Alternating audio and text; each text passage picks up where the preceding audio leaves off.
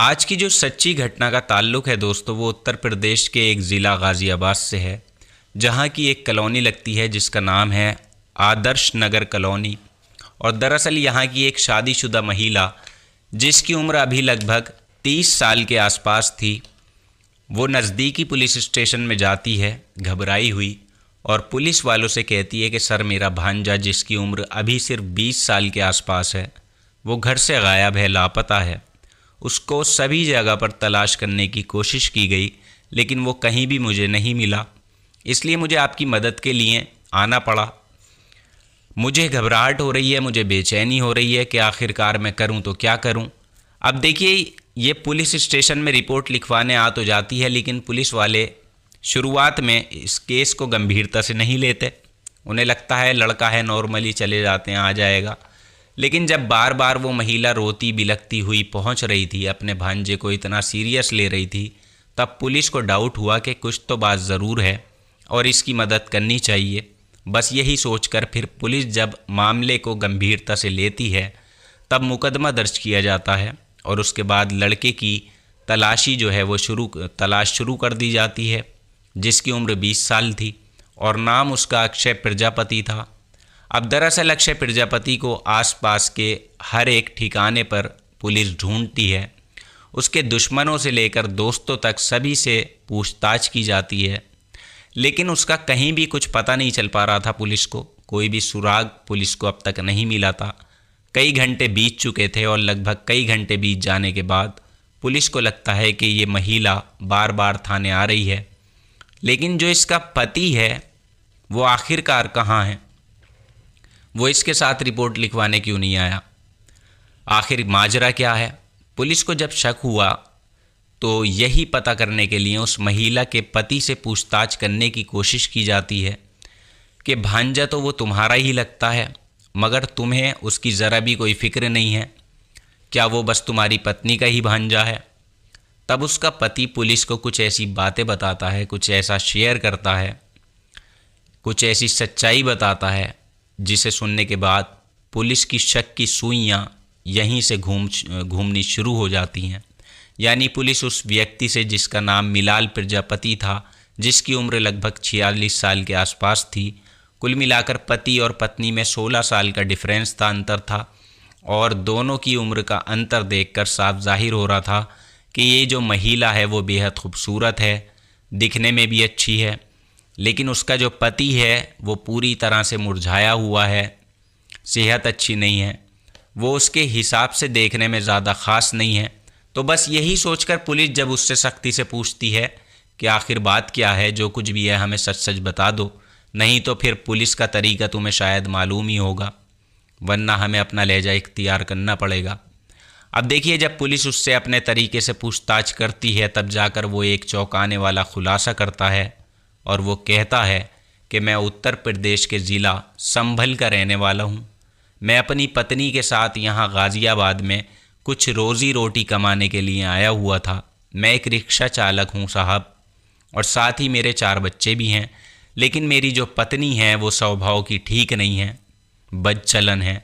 यानी मेरी पत्नी मेरे भांजे के साथ जब चाहे तब संबंध बनाती है, फिजिकल होती है, आपत्तिजनक स्थिति में चली जाती है, और मैंने भी देखा है कई बार, तो मैंने अपनी आंखों से देखा है उसको इस स्थिति में, जिसके बाद कई बार मैंने उसको समझाने की भी कोशिश की, लेकिन पत्नी थी जो कि अपनी हरकतों से बाज ही नहीं आ रही थी।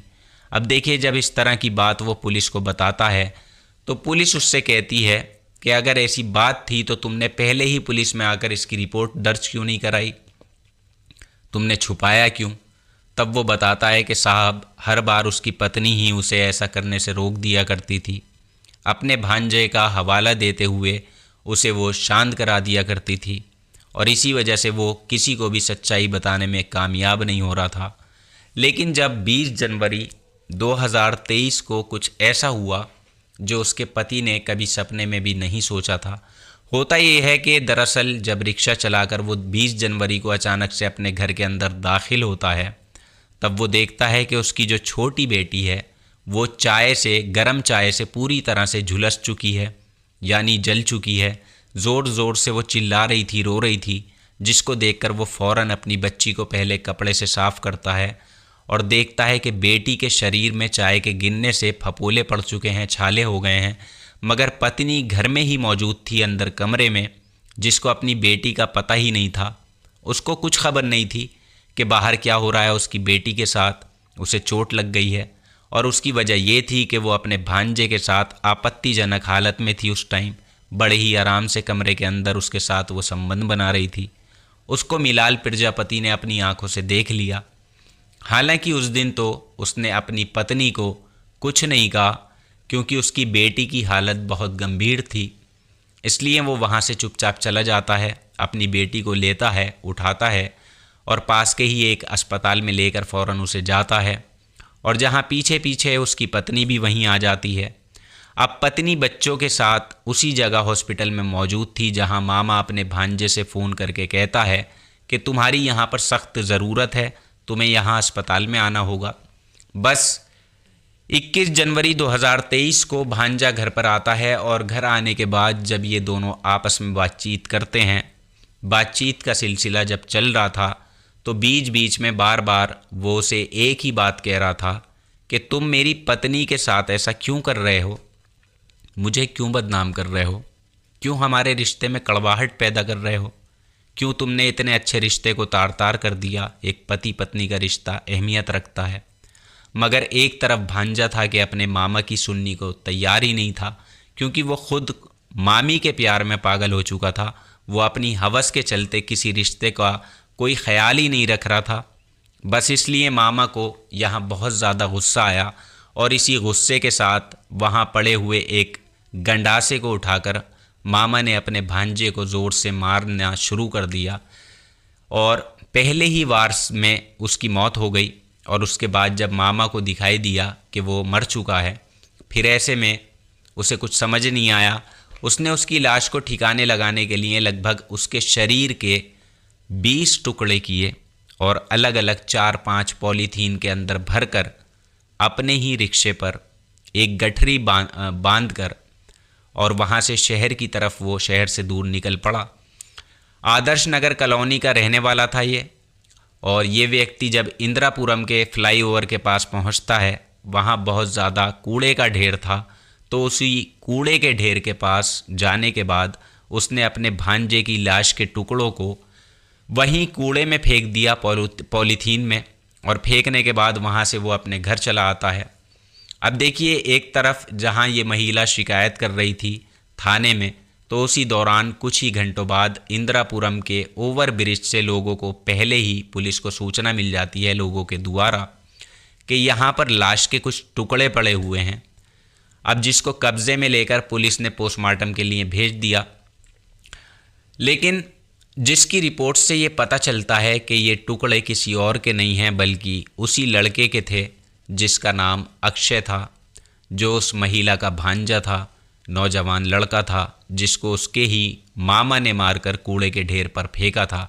कुल मिलाकर पुलिस फ़ौरन ही अक्षय के मामा को गिरफ्तार करती है और हिरासत में लेकर जेल भेज देती है।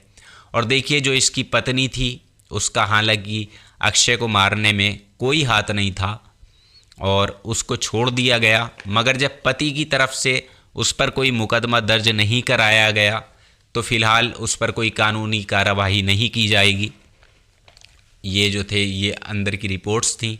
लेकिन जिस तरह उसने रिश्तों को शर्मसार किया, जिस तरह उसने अपने पति से कई सालों तक धोखा दिया, भांजे के साथ नाजायज़ संबंध बनाए, जो अब से नहीं बल्कि ना जाने कब से लगातार वो बनाए जा रही थी, जो अपने पति को लगातार गुमराह कर रही थी, उसको हत्या करने पर भी उसने मजबूरी उसने ही किया था। तो इसी को देखते हुए कहीं ना कहीं उस महिला का भी इसमें थोड़ा बहुत दोष पाया जाता है, जिसकी वजह से महिला को भी कोई ना कोई सज़ा ज़रूर मिलनी चाहिए। हालांकि पुलिस जो थी ये कोशिश में भी थी।